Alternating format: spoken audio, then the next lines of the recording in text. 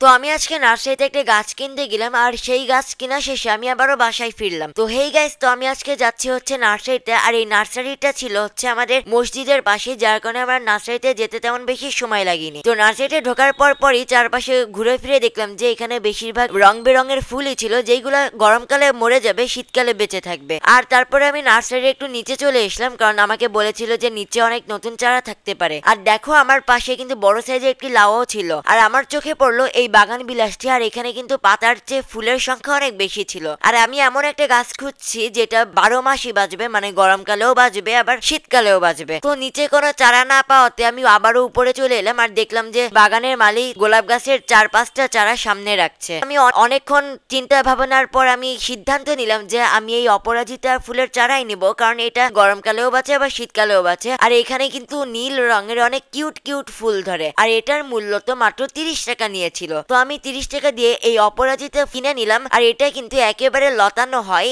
আর এটা যদি তোমরা গ্রিলে রেখে দাও তাহলে কিন্তু গ্রিল একেবারে কভার করে ফেলবে। তো তারপর আমি সাইকেলের পিছে নিয়ে বাসায় চলে এলাম, এবং বাসায় আসার পর শিগগিরই করে পলিথিনটা খুলে ফেললাম, এবং পলিথিন খোলার পর দেখলাম যে ডালপালা ভেঙে গেল কিনা।